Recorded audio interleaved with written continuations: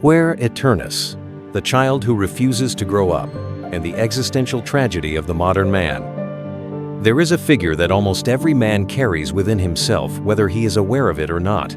A child living in an adult's body, a soul that has not yet broken away from postponement. A longing for freedom, blended with a fear of commitment. This is Puer Aeternus, the eternal boy. He first appeared as a mythical archetype, but today, he walks among us, visible in office cubicles, in bedrooms, in art studios, on social media, the eyes of men who live halfway between dreaming and despair. You see him everywhere. The man who constantly speaks of passion, yet cannot persist. The man who is brilliant at beginnings, but never finishes. The man who is emotionally insightful, but collapses under the weight of responsibility. The man with a rich inner world, but who refuses to engage with it fully. A man who is charming, magnetic, and creative, but whose closeness reveals a quiet hollowness. And the greatest tragedy is this: he is not blind to his own avoidance. On the contrary, he knows it all too well, but the fear of entering reality outweighs the shame of his perpetual escape. He fears that if he lets go of his romantic illusions of freedom, of passion, of being true to himself, he will become ordinary, caged, just another soul lost in the machinery of calendars and duties. And so, he clings to that child as though he were clinging to his very soul without realizing that it is that child who is holding him back from truly living. Puer does not love life. He only loves indeterminacy. He is addicted to possibility not because he wishes to grow, but because he fears definition. Puer lives between fantasy and fear. He fears the consequences of his choices. He fears the limitations that come with commitment. He fears being someone others depend on. He fears that once he admits his need for structure, his uniqueness will vanish. And when faced with a decision, stay in the safe zone or step into the chaos of true adulthood, Puer wraps himself in pseudo-philosophy. To grow up is to be tamed. Freedom is sacred. But he forgets. Freedom without action is fantasy. True freedom demands sacrifice. It requires choice, consequence, and courage. Much like Neo in the Matrix, standing before the red and blue pills. The blue pill is illusion-soothing, familiar, unchanged. The red pill is truth-chaotic, painful, but the only way to begin the path toward a real self. And unlike the movies, in real life, most men choose the blue pill. Not because they're unintelligent, but because they are not yet solid. Not solid enough to stand alone without applause. Not stable enough to walk without emotional safety nets. Carl Jung once wrote that the puer is the first psychological archetype of the masculine, intimately linked to the image of the mother, the warm embrace, the nurturing force that expects nothing. As long as a man cannot separate from this maternal archetype, he will never develop a true identity. He will forever remain a boy capable of love, of poetry, of speeches, but never brave enough to carry life on his back. And the most painful truth is this: the modern world encourages it. A consumerist society does not need mature men. It thrives on grown-up boys easily manipulated, addicted to dopamine, seduced by the promise of instant validation. Each time you delay a commitment, you become cooler, freer, in the eyes of the crowd while your soul is being gnawed away, day by day. You think you're clinging to life, but you're merely afraid of letting illusions die. You think you're unique, but you're merely a variation of a generation that's mastered the art of postponing adulthood. You think you're sensitive, but in truth, you're fragile because you've never learned to sit with your emotions without running from them. You think you're free, but you've never followed through on a single choice that mattered. And you're tired. Tired from pretending to be strong. Tired from living like someone who never left the dream. Tired from talking about potential while slowly losing faith in it yourself. Liberation does not come from discovering some grand, elusive meaning. It begins the moment you stop fearing a real life, a life with failure, with limits, with boredom, with the quiet loneliness of adulthood. You will still carry the child within you, but this time he sits in the back seat. You are at the wheel, and you will take him where he never dared to go. A life with roots, a love with depth, a vocation with commitment, an identity no longer dependent on external affirmation. That is not the end. That is where you begin to live like a man. The eternal boy Puer Aeternus always chooses the blue pill. When offered the chance to step into reality, he pulls his hand back. Not because he is stupid, not because he is evil, but because he is not yet ready to leave the warm shelter of fantasy. The men who can't stay in a job, who sabotage long-term relationships, who resist the discipline of deep learning, who avoid the weight of responsibility, who one day wake up in the gnawing void of "my life feels meaningless," are not broken. They are simply trapped in the pattern of Puer Aeternus. And if there is one thing they need more than anything else, it is not another passion project, not another spiritual retreat, not another fleeting romance, but a raw and honest confrontation with the archetype of eternal youth within them. In her piercing psychological work, Puer Aeternus, a psychological study of the adult struggle with the paradise of childhood, Jungian analyst Marie-Louise von Franz names this pattern with stark clarity. In its negative aspect, Puer Aeternus is the embodiment of a man who has stretched adolescence far too long, so long that it no longer resembles youth but becomes a hiding place from real life. And that hiding place, more often than not, is bound to the image of the mother, the figure who nurtures, soothes, and demands nothing in return. The natural instinct of a mother is to shelter. But a mother who keeps her son in the nest for too long creates a tragic existential wound. A man with an adult body, but a heart still curled inside the womb. He is the man who, whenever the world wounds him, does not learn to endure, he retreats. He returns to a place of emotional safety, where the motherer, a surrogate mother, soothes him, calms him, strokes his hair, tells him he is special, and asks for nothing in return. And this emotional pattern does not stop at feelings. It calcifies into a structure of life. He no longer seeks maturity. He seeks to resurrect childhood, to rediscover a paradise lost. But in that movement, he never learns how to walk with his own legs, because spiritually, psychologically, he has never left the womb. This is the mother complex. And from it emerges the full figure of the Puer Aeternus, eternal boy. A man who refuses to grow, refuses to bear weight, refuses to step forward. He doesn't solve his own problems because he always expects someone else, usually his parents, to take care of them. He avoids deep learning because learning implies commitment, and commitment is dangerous. It requires duration. It requires fidelity. It demands a slow, unglamorous form of growth. And so he evades it. He begins many things, but rarely finishes. Because to finish is to take responsibility. To finish is to define. To finish is to step into a space where there is no turning back. And he fears that more than anything. Marie-Louise von Franz describes this kind of man with biting clarity. They find it difficult to hold a job because there's always a hair in the soup. Always something not quite right. That girl is wonderful, but something's missing. That job is ideal, but it lacks inspiration. There's always a Buddha buffer that keeps him from full engagement, a caveat that lets him stay on the edge. He lives on the margins of his own life. The Puer knows every height ends in descent. Every passion ends in disillusionment. Every love may be lost. So he never lives fully.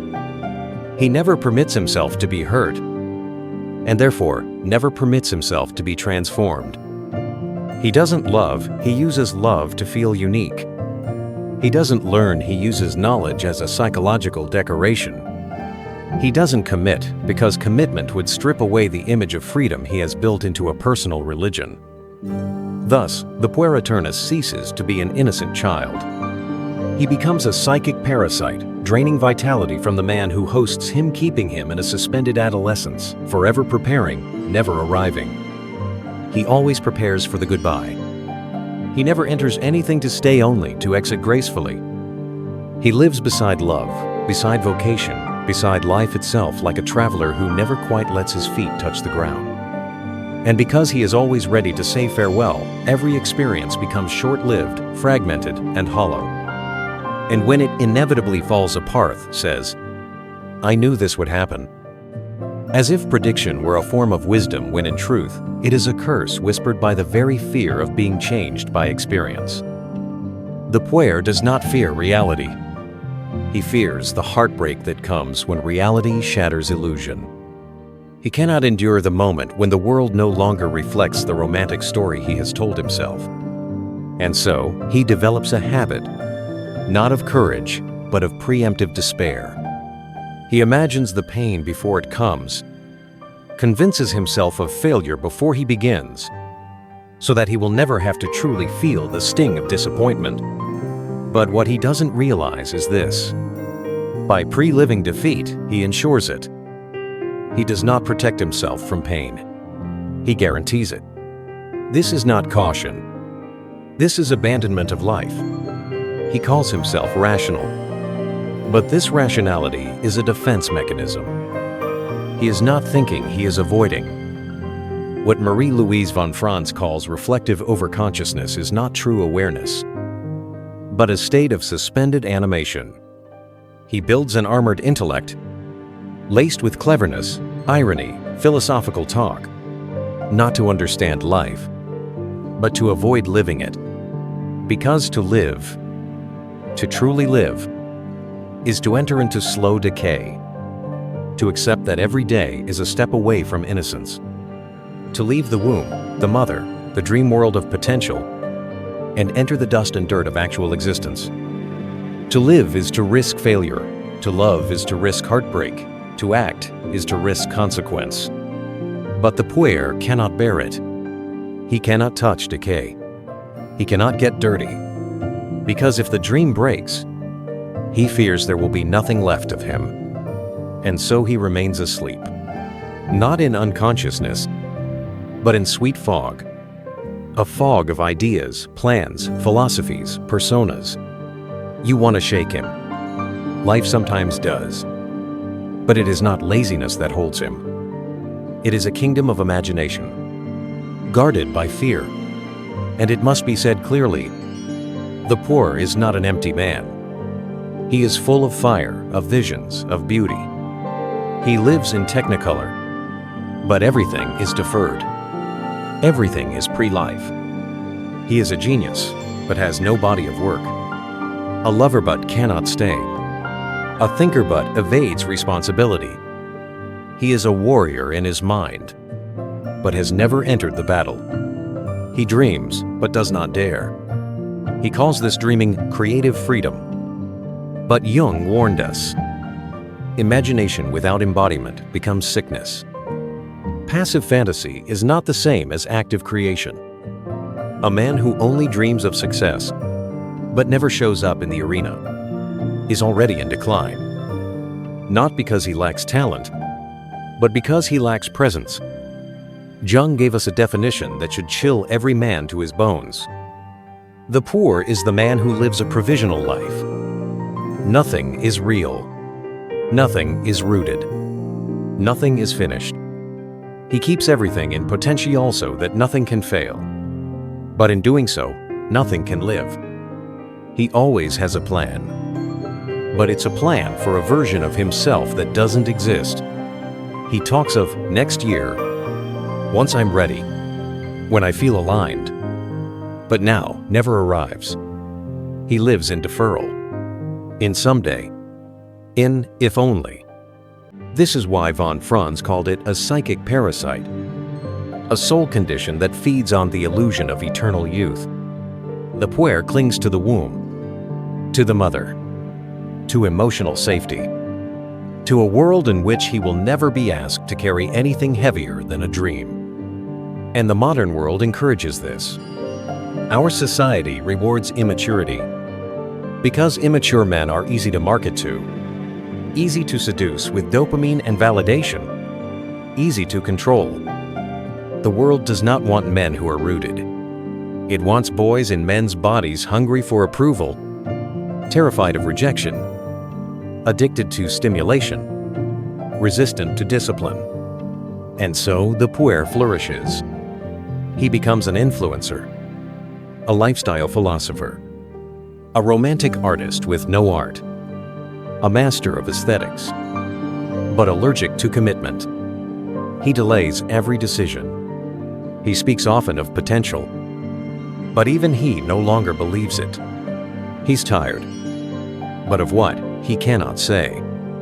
He lives in perpetual preparation, but the curtain never rises. His soul is hungry, yet he starves it, because eating would mean choosing, and choosing would mean loss. And what do you see there? A man trapped inside the architecture of his own imagination. He thinks so much he cannot live. He analyzes so deeply he cannot love. He understands so thoroughly he cannot feel. He is beautiful, so beautiful. In fact, he cannot afford to get dirty. And so, he is still inside the womb. Even as his body turns 30, 40, even 50, he does not live. He is contained. But a man cannot be contained forever. Eventually, he either shatters the shell from the inside, or he rots inside the cradle he mistakes for freedom. The man who carries the shadow of the Puer Aeternus is one who worships freedom, who longs for non-limitation. But it is precisely this refusal of limits that makes him unable to live. Because real-life authentic life is always a lesson in limits. Freedom is not found outside of limits. It emerges when a man chooses a limit, bears it, and is transformed by it. But the Puer cannot accept this. To him, every boundary is a personal insult. Every responsibility is an unreasonable pressure. Every commitment is a form of imprisonment. And so he constructs a life that is always provisional, temporary. Not because something better is coming, but because he cannot bring himself to touch the earth.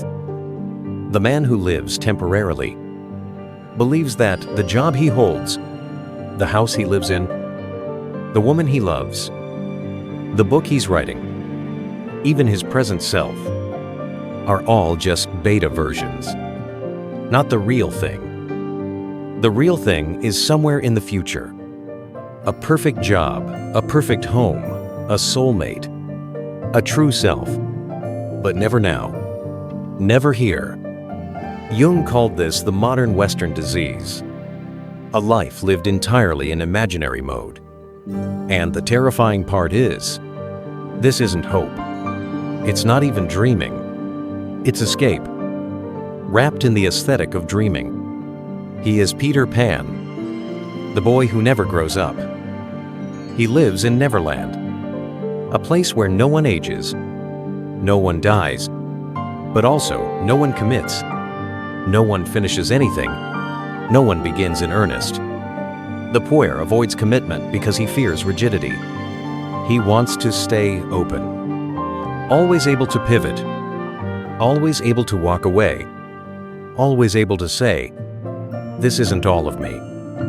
But in doing so, he is never anyone at all. Identity is not born of infinite options. It is forged when a man closes the door, chooses a path, and stays long enough to become someone within the boundary. And what is the result? A life with no roots, a self with no structure, a series of days that seem free, but are, in truth, unformed. He floats in possibility, not wrong, but not real, not deep, not long enough for anything to crystallize. And the emptiness begins to expand, not as sadness, but as fragmentation, a refined, subtle, spiritual disintegration. He cannot sit still within himself. He feels he has no self. And to cope with this, he throws himself into anything that might create the illusion of being alive. So the addictions emerge: drugs, sex, alcohol, extreme sports, adrenaline, travel, new loves, constant reinvention. Not because he enjoys these things, but because he needs the biochemical jolt to feel like he exists. Without shock or stimulation, he begins to fade. His sense of self is so fragile that it must be reignited by extremes. But then, even that fades. The high always ends. The new lover always becomes ordinary. Every thrill, every game, every reset grows old. And he returns once again to himself, or rather, to the version of himself, with no roots, no spine, no earned presence in the real world.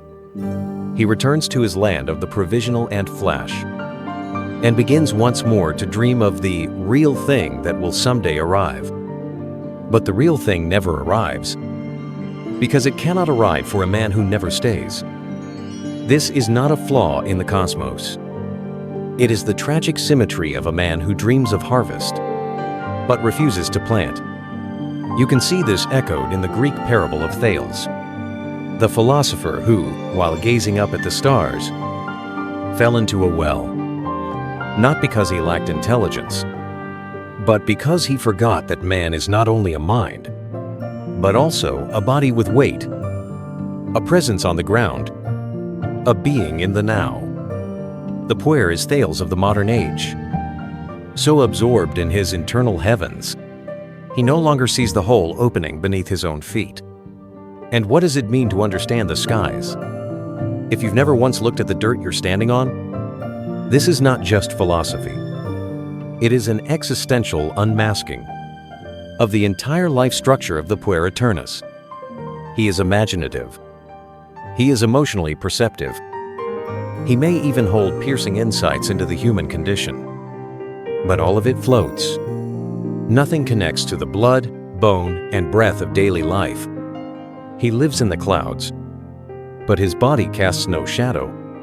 And that's why, no matter how grand his ideas, how intense his feelings, his life produces no results, no embodiment, no consequences, no true impact.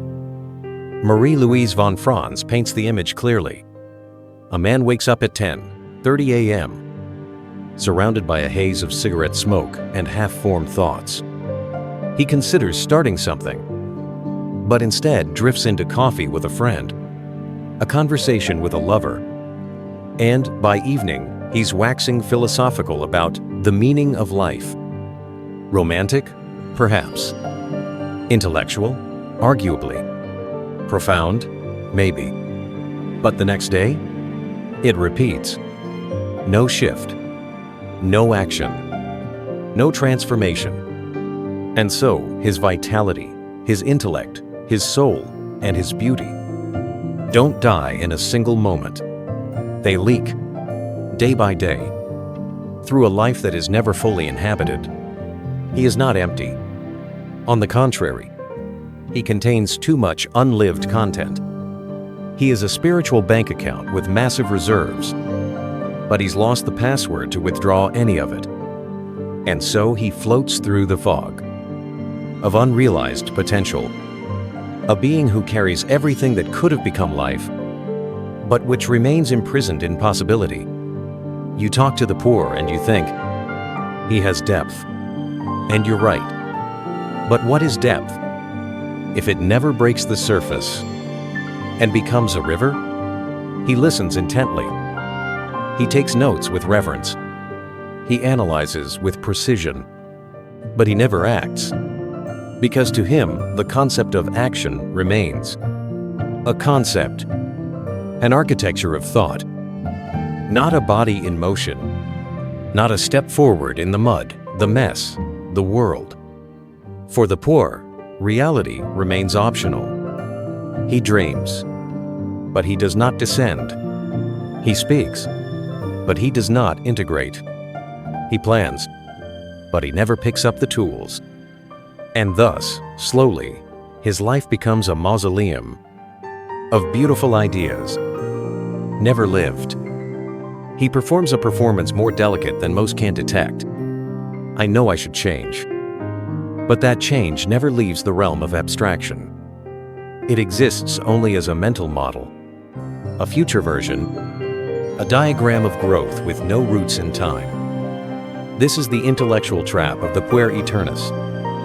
To understand everything, but to live nothing. This is no mere immaturity. It is an existential tragedy. A man who knows he must enter reality, but cannot find a door out of imagination, not because he is weak, but because he has never truly learned how to live inside his own body. The word human comes from the Latin humus, earth. To be fully human is not to fly high, but to dig deep, to take on dust, to accept limitation, to embrace the mess, the repetition, the weight, the density, the sacred filth of physical life.